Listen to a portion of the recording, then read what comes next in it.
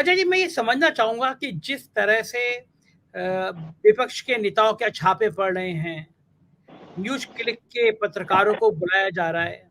मैं और आप दोनों इस बात का समर्थन नहीं कर सकते कि चीन के पैसे से भारत के खिलाफ दुष्प्रचार हो। लेकिन एक शख्स है जिसके बारे में बताया गया कि वो अमेरिका में रहता है और वो चाइना के फंड से भारत में दुष्प्रचार कराना चाहता है न्यूज़ क्लिक के माध्यम से। अभिसार शर्मा वहाँ पे शो करते थे, जैसे आप भी कहीं पे शो करते हैं। मैं अगर पाकिस्तान से पैसा ले लूँगा तो मैं ज़िम्मेदार हूँ, आप तो ज़िम्मेदार नहीं हैं। आपको तो पता भी नहीं होगा मैं क्या कर रहा हूँ।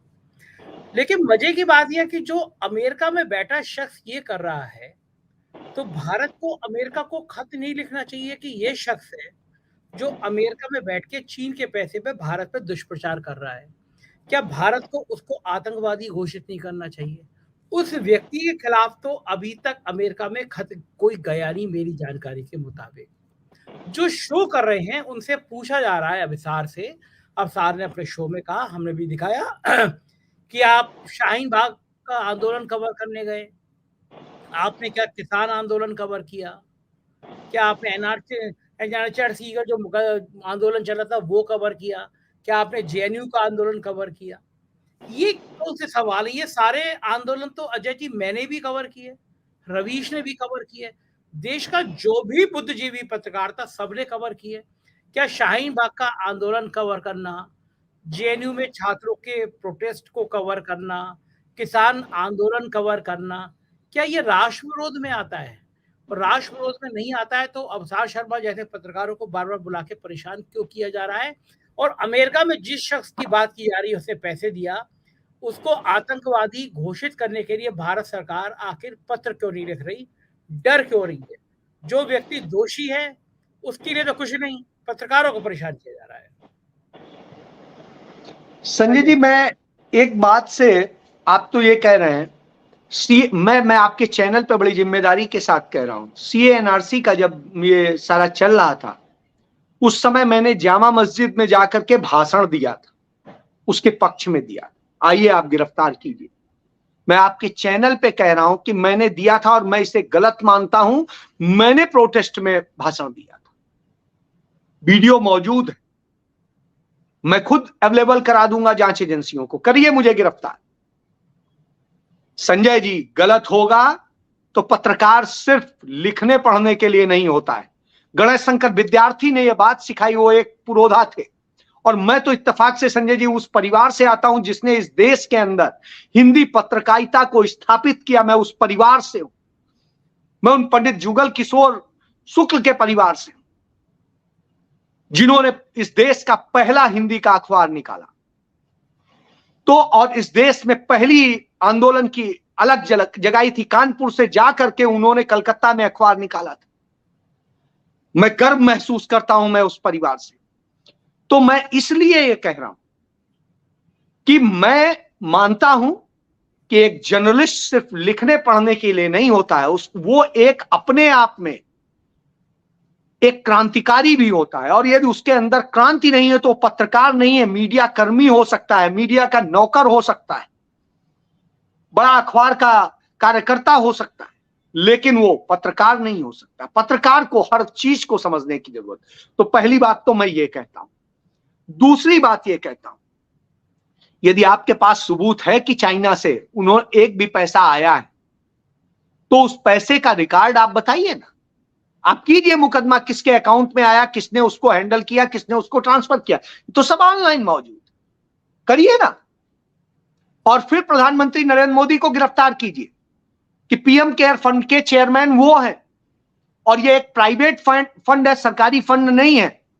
उसमें जितना चाइनीज पैसा आया है वो किसका है और वो किन किन एजेंसियों ने दिया, किन किन संस्थाओं ने दिया और किन किन कंपनियों ने दिया, उन कंपनियों की प्रतिबद्धता चेक कीजिए। छोड़िए आप, इसके बाद आइए, जो रॉय सिंघम है, जो मालिक हैं उसके, अमेरिकन बिजनेसमैन है, वो कोई चाइनीज बिजनेसमैन नहीं है, अमेरिकन बिजनेसमैन, जो कहते हैं बिजनेस हिंदुस्तान के तमाम सारों के मैं नाम नहीं लूंगा, तमाम बिजनेसमैन हैं जिनके बिजनेस चाइना से ही चल रहे हैं, वो चाइना से ही लेन देन है उनका। उसी के बूते आज आप किसी के घर में चले जाइएगा, 2-4 फर्नीचर, 2-4 चीजें और तमाम चीजें घर के अंदर मिलेंगी, वो चाइनीज ही बेसिकली बनी हुई। इत्तेफाक से हम आप जो पुराने चूंकि आईफोन यूज कर रहे हैं, वो आईफोन चाइना ही के बन के आए। खुद नरेंद्र मोदी जो यूज कर रहे हैं वो चाइना का बना हुआ है।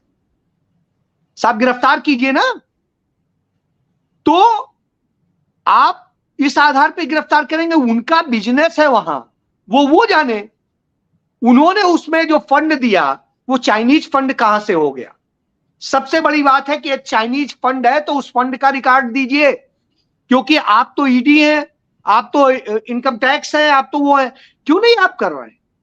क्योंकि आप असल में झूठ बोलते हैं, परेशान करना आपका मकसद। उसमें चाइनीज कोई फंड आया हो ऐसा अभी तक तो कोई सबूत है नहीं। अच्छा सिर्फ शुक्ला जी, क्यों कर रहे होंगे ये सब काम? डराने के लिए बात? मैं एक सेकेंड आता हूं। मैं जो न्यूयॉर्क टाइम्स की रिपोर्ट को जिसको ये कोट करके ये कर रहे हैं कार्रवाई, इसके पहले भी इन्होंने सवाल उठाया, जिसको कर रहे हैं उसमें 3 लाइन लिखा हुआ है, और 3 लाइन लिखा हुआ है कि यह आरोप लगता है कि वो रायसिंघम किस तरीके से ये कर रहे हैं। और रायसिंघम मूलतः भारत मूल के व्यक्ति हैं, तो ऐसी स्थिति में ये भी नहीं कह सकते क्यों नहीं कार्रवाई कर रहे हैं। आपने वो सवाल उठाया, यह इसलिए कर रहे हैं क्योंकि न्यूज क्लिक आज तक उनके सारे कार्यक्रम देख लीजिए, एक में भी उन्होंने चाइना का पक्ष नहीं लिया है। और जब चाइना के लोगों ने, चाइना के सैनिकों ने हमारे 20 सैनिक मार डाले थे, प्रधानमंत्री के मुंह से चाइना का चा नहीं निकला था। उसने, न्यूज क्लिक ने इसको लेकर के लताड़ा था प्रधानमंत्री को और चाइना को गरियाया था। तो जो चाइना की बेइज्जती कर रहा हो उसको आप कहते हैं चाइनीज फंडिंग से, चाइनीज एजेंडे पे काम कर रहा है। जब चाइना के साथ हमारा व्यापार घाटा लगातार बढ़ता जा रहा है, जो हमारा उनके साथ व्यापार 2014 तक कुछ परसेंट था, आज वो आकर के कितने परसेंट बढ़ गया है, बावजूद इसके चीन का चा नहीं बोल पाते। देश का विदेश मंत्री कहता है वो बड़ी इकोनॉमी है, उनसे हम कैसे सवाल कर सकते हैं। आप सोचिए, शर्म आनी चाहिए उस प्रधानमंत्री को, उस मंत्री को। आपको इमीडिएट उसको बर्खास्त करना चाहिए था, किया आपने? इस देश के साथ आप धोखा करते हैं, और आपके तमाम सारे चहेते व्यापारी जो कर रहे हैं। और आपको एक बड़ा खेल बताऊं, मैं गया कश्मीर तो मुझे एक बड़े खेल का पता चला। एक नैनो यूरिया का एक उर्वरक का वो शुरू किया है कि थोड़े से में ही वो हो जाएगा। वो वास्तव में इतना बड़ा फ्रॉड है, लूट का वो है कि गुजरात का एक व्यापारी है जो नरेंद्र मोदी का क्लोज है, उसने इसकी फैक्ट्री लगाई और उसको किस तरीके से करके उसको जरिए ये पूरे देश के अंदर एक बड़ा खेल किया जा रहा है जो बर्बाद कर देगा हिंदुस्तान की पूरी उर्वरा क्षमता। और जो तमाम सारे विशेषज्ञों से मेरी बात हुई है एग्रीकल्चर से, उन्होंने कहा इसकी जांच कराइए, इसमें कुछ है ही नहीं, वास्तव में इतना बड़ा फ्रॉड है। और चूंकि मेरा खुद अपना छोटा भाई, सगा छोटा भाई IITian है और नैनो साइंटिस्ट है, उसने बताया कि ये तो मतलब असल में मूर्ख बनाने का धंधा है, इसमें कुछ नहीं है, इससे कुछ नहीं होने वाला, सिर्फ लूट है ये। तो मैं ये उदाहरण दे रहा हूं, और मेरे छोटे भाई का पब्लिश्ड हुआ पेपर आज अमेरिका की यूनिवर्सिटी पढ़ा रही है। आप गूगल कर लेंगे उसका नाम, चूंकि यहां नहीं बताऊंगा क्योंकि तमाम सारे मित्र लोग हैं, वो सरकारी जॉब में है, समस्या होगी। तो मैं सिर्फ इतना बता रहा हूं कि इस तरह से खेल हो रहा है। बिल्कुल ठीक। तो सर मैं ये बताऊं कि यहां पर ये सरकार यदि आप सच बताने लगिएगा तो इन्हें परेशानी हो रही है। संजय सिंह सच बोलते हैं, और मैं कम से कम संजय सिंह के बारे में बहुत पहले से जानता हूं कि वो आदमी सच्चा रहा है, वो आदमी धोखेबाज नहीं है। वो ठीक है, मैं कई बार उनकी पार्टियों की कई नीतियों से सहमत नहीं होता हूं, बावजूद इसके मैं कहता हूं कि मैं संजय सिंह को अच्छा मानता हूं। ठीक बात है, बिल्कुल सही बात। तो मैं बड़ी ईमानदारी से, उस आदमी ने बेईमानी नहीं की है आज तक, उस आदमी ने ईमानदारी से जनता के बीच की राजनीति करी है, वो करना चाहता है और वो आवाज बनता है, इसलिए तकलीफ।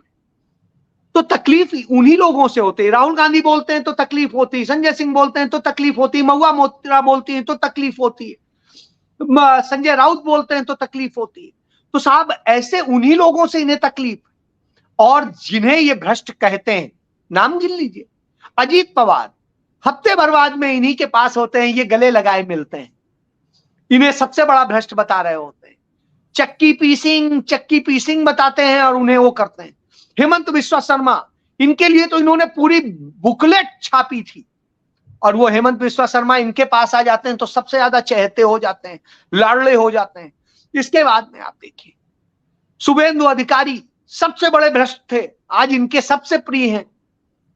किसकी बात करेंगे, येदियुरप्पा है, खुद शिवराज सिंह चौहान है और रमन सिंह है, ये सारे जिनकी आप बात करें, इतने इनके यहाँ सबसे बड़े जो देश के भ्रष्ट हैं वो इन्हीं के यहाँ है, और किसके यहाँ?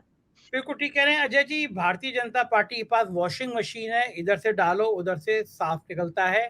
आपने अपना कीमती समय दिया, बहुत बहुत शुक्रिया अजय जी। आपसे बात करके बहुत मजा आया, बहुत अच्छा लगा, शुक्रिया।